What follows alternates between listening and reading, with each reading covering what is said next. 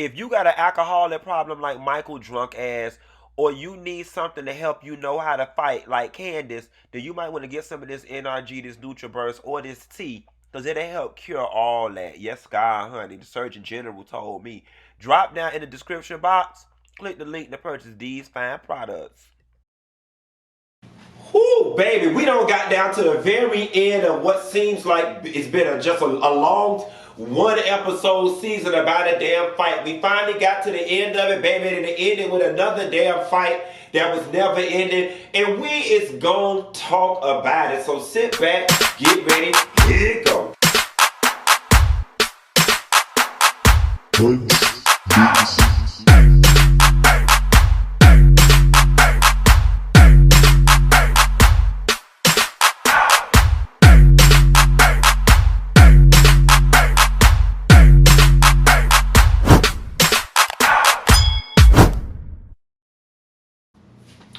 Now, so girl, did you get into, look, I'm calling y'all tonight, honey. I'm a little under the weather, excuse me. I'm going to take my corona test in the morning. I hope I ain't got it. Pray for me. But did y'all get into this episode of The Real Housewives of Potomac, baby? This was a very entertaining episode. I love the editing, the way that they summed up this episode, how we thought it was going off, and more was still coming on. I loved all of it. But I'm finna get ready because this episode has got me very moved emotionally, right? And I want to talk a little bit out of sequence. And there's one group of people who I want to address directly first. Right now, I want to talk to the he hates Candace group. I want to talk to the people who think I'm biased and I dislike Candace, which I've said over and over again. I do not dislike Candace. I actually like Candace a lot. I like her husband even more. I just see this fight situation for what it is, and I've got a very firm grasp on human behavior and the way people behave, and I see through the bullshit. Nevertheless, to the he hates Candace people, is it me, or was Candace's behavior at the bar not reminiscent of the situation with Monique at the barn? So my question to the he hates Candace people is, I said in a previous video, when you get in these kinds of situations, there's nowhere else to go except up. When you start all of this, and people start holding people back and all that type of stuff, there's nowhere to go but up. So, all things constant, was Candace not about to engage in a fight? I'm just asking because I hate Candace. I wish you motherfucking would. What you gonna do? I wish you motherfucking would. All things constant, that was about to be a fight, right? Like, if security was not holding it and people, that was the initiation of a fight, right? So, if she was to get hit in this instance, was she gonna need more therapy, sticky notes, and pills? I'm just confused, right? Because there's a faction of y'all who beat me down in the comments and all but called me ghetto, gutter trash because people lose self-control and don't know how to argue with words. I'm lost at what she believed and y'all expect the desired outcome to have been in that situation had security and people not been there. That's why I'm not buying this whole I never been in a fight and I don't come from that and I'm a wealthy princess background and where I come from people don't fight and I wasn't I'm not buying the bullshit. It's straight up bullshit. What the fuck I wish you motherfucking would. Well, the last time you wish somebody motherfucking would, they did. And you ended up on potions, pills, and sticky notes. I'm I'm just baffled. I'm baffled, and I can't wait till we get through this reunion for this whole thing to be put to rest. I recognized through the evolution of this season that you can't tell somebody how to feel. I recognize that. The crying act over this Monique stuff has got to come to an end. Like, it's got to come to an end. In a previous video, I referenced Candace being weak. And somebody got in the comments and made a very valid post. They was like, you know, white women are allowed to run the gamut of emotions and cry and all this type of stuff. And we've got to stop perpetuating this narrative of the super strong black woman and allow her to cry and be vulnerable. And I said, you know what, whoever the person was that wrote that, I said, you know what, you got me together. You're absolutely right. But at what point do we put a pin in this? Like, at every drop of a dime, you're crying. And when she started crying with Karen, I'm sitting here looking at her like, what in the fuck are you crying for? The second question that I have, since we're going out of sequence, Karen was full of shit. And I'm gonna get on Karen next. Let me keep my train of thought.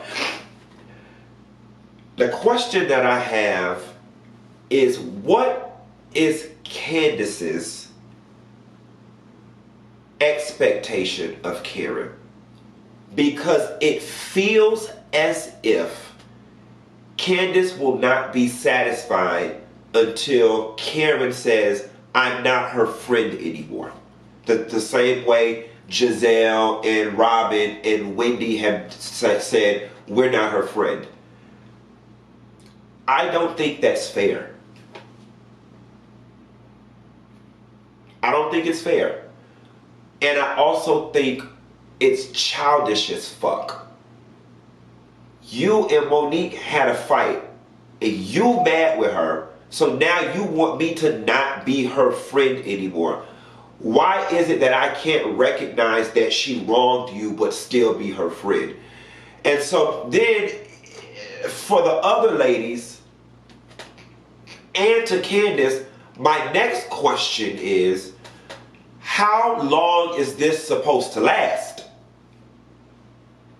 Like, Candace, are Gizelle, Robyn, and Wendy allowed to be Monique's friend in 6 months, in a year, or is it predicated upon when you decide that you may want to be her friend again? I'm just lost.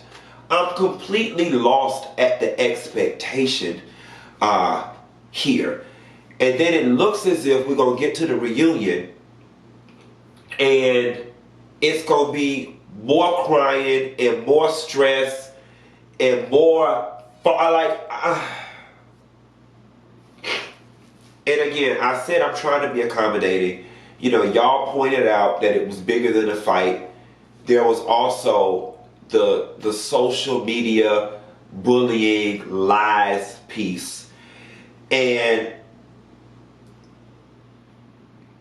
I get that that could be hurtful, but it's not that real. And I'm able to say that because I'm the person that the internet was set ablaze. He got a drug problem. He broke. He got evicted. He stole that lady washing machine and dryer. He got evicted again. He on drugs. He got AIDS and got for a solid year. I was the most misunderstood, lied on person, social media bullied person in the damn world. So I know what that embarrassment and what that feels like. And everybody's tweeting at you and laughing at you and poking fun of you. I've been that. The remnants of that shit still are on my name to this day. It don't bother me, but it's still there to this day. And I'm here to tell you, bitch, I got through it, okay? And it did not warrant me crying at every damn drop of a dime. I'm just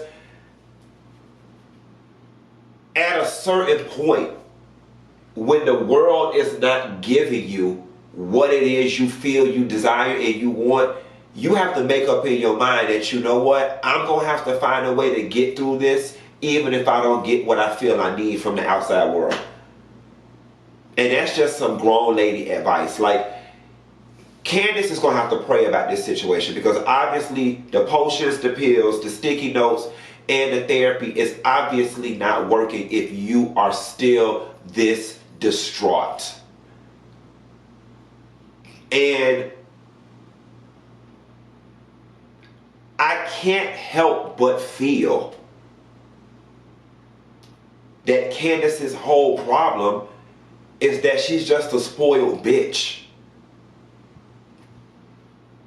A spoiled, bratty, immature bitch. I mean, that's really the way my brain processes this whole thing. Speaking of, I'm gonna move off Candace, since I hate Candace. Karen, girl. Karen, I be trying my hardest with you. Karen, I be trying to show you grace and mercy. I be trying to give Karen the benefit of the doubt. Karen, you so goddamn full of shit. Karen, you was in that thing looking so damn confused. You had everybody confused. Now, Candace would have sat there crying because she was frustrated with you confusing everybody. I could have understood that. But while we on this party, baby, Michael got a damn alcoholic problem. He started out with, I'm just gonna have a beer. Then it was, let's do a shot with Juan. Let me back up. Michael has a very peculiar infatuation with Juan. And it's funny because it's starting to feel like when Michael get on that liquor, his inner inhibitions come out. And as much as he keeps defending the fact that he's not into boys or whatever the case may be, the body language, the energy, the gestures, and the conversation is saying otherwise. You know what I'm saying? And listen, I'm all for it. I don't care. I honestly think it's beautiful when people can fellowship across gender lines and identity, you know, boundaries, so on and so forth. I'm all for it. Man, woman, flower pot. I love it. But it's just the fact that the sky is obviously blue and you're telling us that it's orange. That's the part that gets frustrating and that has people wanting to pick you apart and always looking for something because it feels as if you're not being genuine and that you are hiding something. In addition to, Michael is a habitual line crosser. He is a habitual line crosser. You got drunk, and then you rolled up on Chris, somebody who you two are not fond of one another. So at the very end of the day, you shouldn't have said nothing to that man about his wife. Then to say you need to control your wife. You need to control your wife. That's a very aggressive statement to make to somebody, especially somebody who don't fuck with you. Then when he told you get the fuck out his face, you follow up with shut the fuck up. And listen, like, who the hell do you think you are that somebody has to damn listen to you? And I'm going to tell you something.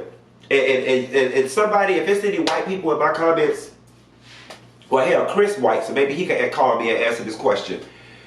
White people are very crafty. And I thought it was just the white women, but it's the men too. White people are very crafty in this whole I'm in danger, he attacked me thing that they do. Like, I'm starting to wonder, is that like something that y'all are taught in the 3rd grade? To like poke, prod, and provoke, and then when people respond, throw your hands up and play poor and defenseless and try to get people arrested or killed or lynched or hung. Like, that shit runs in y'all fucking DNA, and it is a nasty, disgusting fucking trait. Alright? Chris, first of all, you violated Chris by being in his personal space with your drunken, fluidly sexual ass. That's number 1. Number 2, Chris put his finger in your chest. That hardly constitutes an attack, number 1. Then number 2, after you riled this man up, then you're touching me? You're touching me? You're touching me? Yo, shit, I'm about to fall. That's the spirit of bullshit that pushed me over. You're touching me? He's touching me. He's touching me like a little faggot. He's touching me. He's touching. Look, he's touching me. He's like, come on. So you can set the man up for a lawsuit or to get arrested. Like, I don't like that type of shit. Those are dangerous ass people to be around. You set that whole thing off, and then when he responded, it became, you're touching me. Then here's what's throwing me. Because when you were dealing with Chris, you were poor, defenseless, couldn't fight, couldn't protect yourself. Help, you need help. After the people don't kick Chris and Candace out the thing, they don't got in their car, Karen don't go. Now you being aggressive with the producers, with security, with the club venue people. And so now I'm confused because you literally in a split second went from help, I can't fight, help, he's touching me, to slapping people's hand and going the fuck off on the people. And you showed your white person card again with the fucking entitlement. Everybody know when they film it or whatever the case may be, they set up a little room for the production people with the microphones and the monitors and shit. The folks is telling you, you can't be back here. Especially with all this rah you got going on. And your response is, who are you? You don't own a place. You can't tell me what. Why do white people have such a strong problem with taking instruction or authority or being told what to do? Like, you know, I for 2 days of my life would love to be able to walk through the world feeling from the deepest place in my core that I'm entitled to do, have, say, and be anything the fuck I want to do, say, want to be. Like, that has got to be a magical and an invigorating and just a stupendous feeling to just wake up and I want it, it's mine. I want to be in here because I'm a white man, I can. That has got to be an awesome damn feeling that I want to feel it one day. But I'm not understanding. You got an alcoholic problem. Then you taking it out on Ashley. I just don't understand. Then you calling Chris low class and gutter trash, you know, poor, bald-head, raggedy businessman or whatever the case may be. Quiet as it's kept. You and Ashley was over there selling kangaroo cooch, and that didn't go too well either. At least the shit that Chris over there doing is staying afloat. Then you showed how pompous and elitist you were. That whole episode, it just was a lot. It was a lot. It's got me looking forward to this reunion. I like how Ashley did just finally disengage from him and walk off. And my question was, when Michael was outside huffing and puffing and calling, who was you calling? Who was you calling? Because if you would have called the police and they'd have played them that footage, it would have been your ass that was going to jail. You need to lay off that alcohol. True tea. Y'all want to talk about the rest of the episode? I mean, let me scroll through these things and see. Robyn planning the party. Monique with the therapy. That was some deep introspection with the therapist. Ashley and Michael and Dean take pictures. Dean is a pretty baby. Candace get her nails done with her mama. Karen goes to HSN. I never smelled LaDon, but I will say this. Karen, her presentation and the way she looks and the way she shows up on social media and the way she looked on HSN, I could definitely see her aesthetic and her image resonating with the HSN crowd, which I'm assuming to be like, you know, middle-aged women, women 40 plus. I could definitely see the 3 o'clock in the morning lonely bonbon eating crowd dialing in the HSN buying a $50 bottle of perfume from Karen from the Housewives. I definitely could see that. That's a good look. Juan and Robyn went to therapy. When they started that therapy session, Juan looked like he was having a hard time. Like when Robyn was like, and honestly, truthfully, Robyn, you was walking on eggshells like you in an abusive relationship. I wanted to say, girl, Robyn, don't you say too much and get your ass beat after this damn therapy. Because when she started saying, well, Juan wasn't very present and wasn't handled, he was like, don't do that. Don't do that. It felt like he was saying, bitch, don't embarrass me on these fucking cameras. But I feel like after Juan let his defenses down, he did get very transparent and comfortable and open. And, you know, I'm rooting for Robyn and Juan.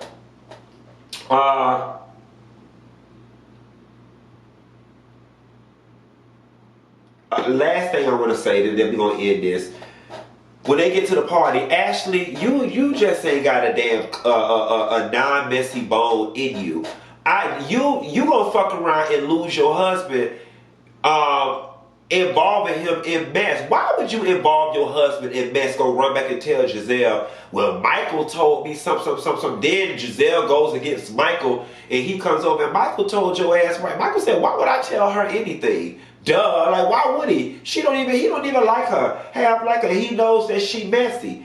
Juan proposed to Candace. Juan proposed to Robyn. That was actually very nice. And Robyn's dress looked very good. Robyn, I will say something. This was the time for Gizelle to say, Robyn, you did all this. Because Robyn, your party was all this. Like, you did all this. It was a very nice party. It was a very, very, very nice party. Other than that, y'all, that's all I got. Ain't got no more. I think the bulk of this was the conversation about Candace and Michael at the end of this party. We got to look forward to this reunion. What are y'all expecting? Let's talk about that. What are y'all expecting at the conclusion of this reunion, right? So let's just pretend conclusion of the reunion is right now and filming for the next season starts tomorrow. What are we doing with the friend group dynamics? Like, are we giving Monique another chance? Are we still trying to isolate her and leave her on an island by herself? Are they bringing on another girl and then it could just be 2 clicks, kind of how it was the Smalls versus the Talls in Atlanta?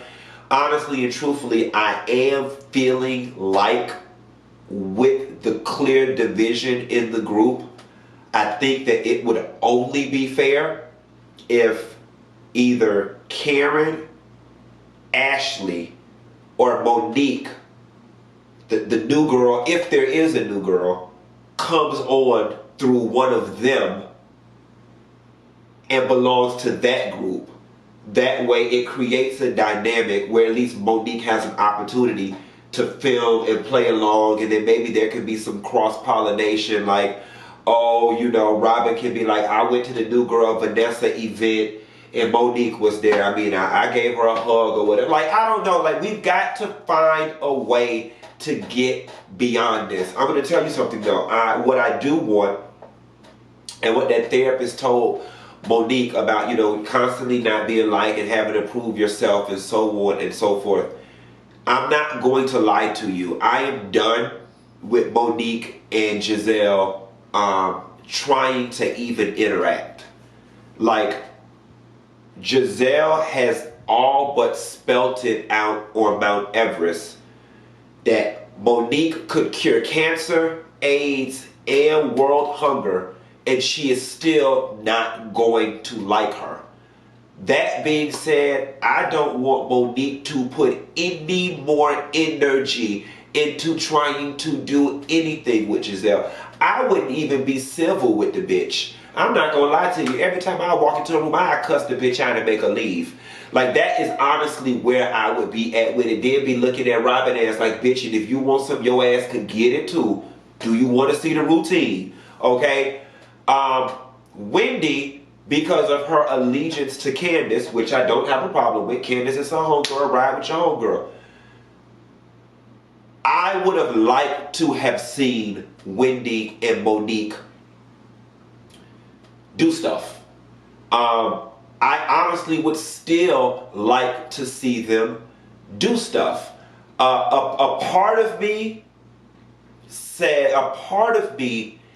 feels like the new season is going to come on and we're going to hear Wendy say, you know, all of that toxic stuff from last year was just too much. I decided to put the past in the past and I'm going to take it slow and try to get to know Monique. That's what I'm hoping Wendy will say.